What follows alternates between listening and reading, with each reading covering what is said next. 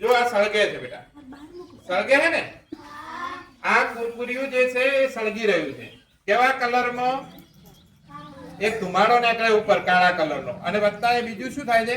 કાળો કલર દેખાય અંદર, એ કાર્બનના કણો છે. બરાબર? આ સળગે છે.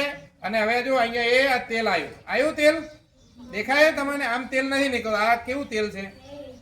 દેખાડું ને? આ તેલ, આ તેલ નીકળ્યું અંદરથી. જો તેલ નીકળે છે. આ તેલ તમારા પેટની અંદર જાય. તેલ કોઈ સારું હોતું નથી બેટા. આ તેલ કેવું હોય છે? સારું હોતું નથી. પામોલીન તેલનો ઉપયોગ થતો હોય, અથવા તો એક વખત બળેલું તેલ ફરીવાર વાપરવામાં આવે.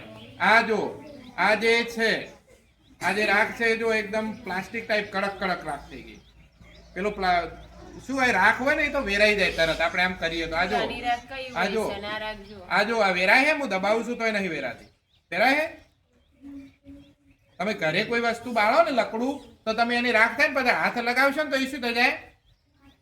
હાથમાં ખરી જાય. આ જો હજુ સુધી ભેગું ભેગું છે. બરાબર? આ તમારા શરીરની અંદર નુકસાન કરે કે ન કરે બેટા?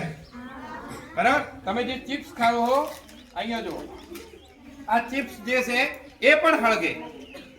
આને પણ આપણે હળગાઈશું. આવા જ કાર્બન હજુ વેરાયું નહીં. જો આ એનો જ ભાગ છે. બરાબર? એટલે આ તમારા શરીરમાં જાય એટલે શું થાય? નુકસાન થાય કે ના થાય?